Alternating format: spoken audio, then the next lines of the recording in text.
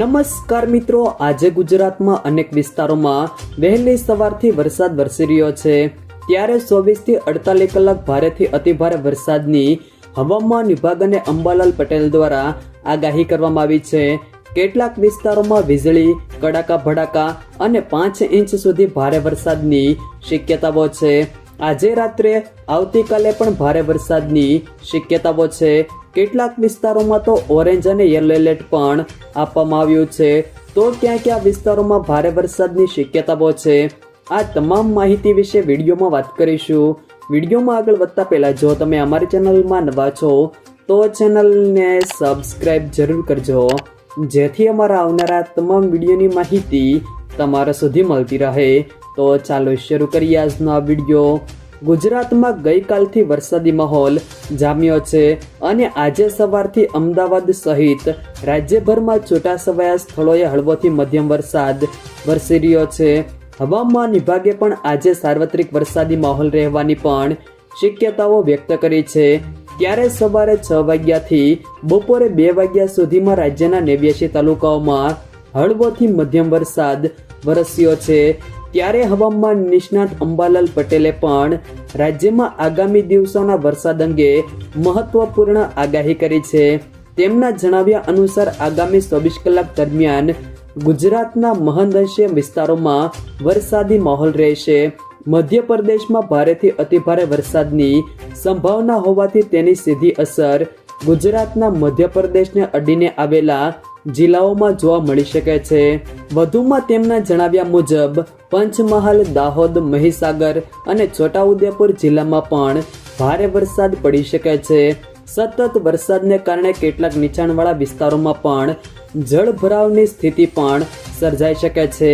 સ્થાનિક તંત્ર અને નાગરિકોને સાવચેત રહેવાની પણ સલાહ આપવામાં આવી છે. દક્ષિણ ગુજરાતના સુરત અને નવસારી જિલ્લામાં ભારે વરસાદી ઝાપટા પડવાની પણ શક્યતાઓ વ્યક્ત કરી છે. આ ઉપરાંત સૌરાષ્ટ્રના ભાવનગર અને અમરેલી જિલ્લામાં પણ સારા વરસાદની આગાહી કરી છે. જ્યારે સુરેન્દ્રનગર જિલ્લાના ધાંગધ્રા અને હળવદ વિસ્તારમાં તેમજ કચ્છના છૂટાછવાયા વિસ્તારોમાં પણ વરસાદ થઈ શકે છે.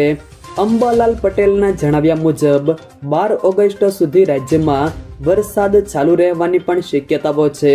જ્યારે 13 ઓગસ્ટ પછી વરસાદનું જોર થોડું ઘટી શકે છે. જો કે 17 થી 19 ઓગસ્ટ દરમિયાન ફરી વરસાદી ઝાપટા પડવાની પણ સંભાવના છે. રક્ષાબંધનના દિવસે પણ રાજ્યના કેટલાક વિસ્તારોમાં વરસાદ થઈ શકે છે.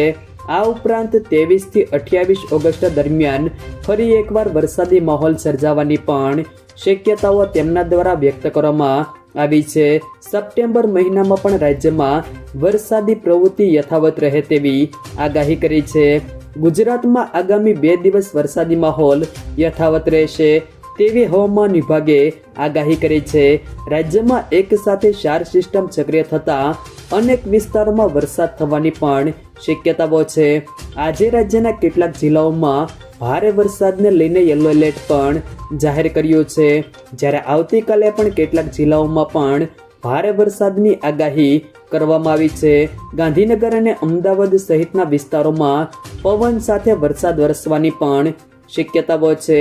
હવામાન વિભાગ અનુસાર આજે મહીસાગર, પંચમહાલ, દાહોદ જિલ્લામાં ભારેથી અતિભારે વરસાદ થવાની શક્યતાઓ છે. જ્યારે ખેડા, અરવલ્લી, છોટાઉદેપુર, નર્મદા, તાપી, ડાંગ જિલ્લામાં ભારે વરસાદ થઈ શકે છે.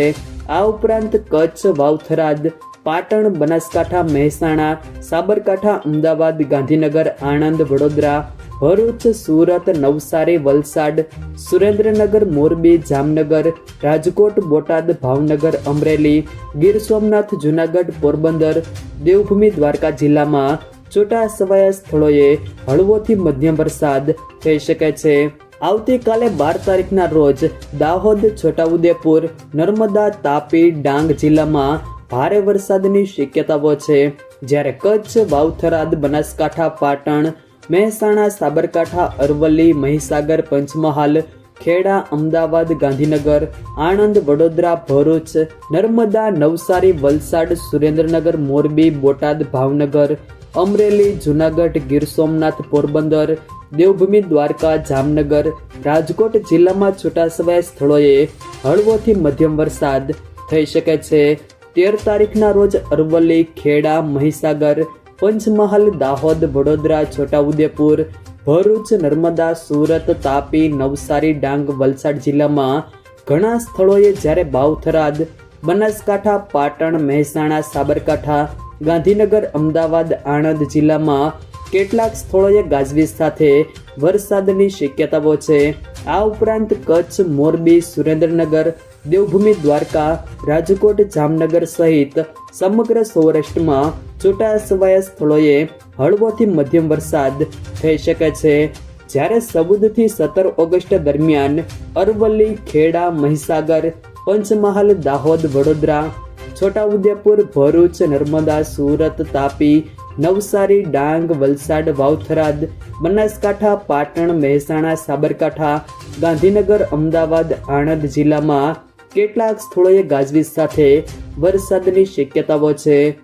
જ્યારે કચ્છ, મોરબી, સુરેન્દ્રનગર, દેવભૂમિ, દ્વારકા, રાજકોટ, જામનગર સહિત સમગ્ર સૌરાષ્ટ્રમાં છૂટાછવાયા સ્થળોએ હળવોથી મધ્યમ વરસાદ થઈ શકે છે.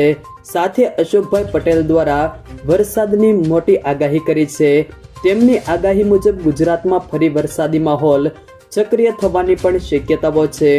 10 થી 12 ઓગસ્ટ દરમિયાન મેઘરાજા ફરી સક્રિય થઈ શકે છે અને રેનફોલ એક્ટિવિટી વધવાની પણ સંભાવના છે. ગુજરાતના અનેક વિસ્તારોમાં વરસાદનો નવો રાઉન્ડ જોવા મળી શકે છે.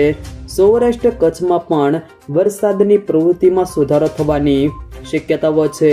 13 ઓગસ્ટે બંગાળની ખાડીમાં નવું લો પ્રેશર સર્જાવાની પણ આગાહી છે, જેના કારણે આગામી દિવસોમાં વરસાદી ગતિવિધિ વધુ સક્રિય બની શકે છે.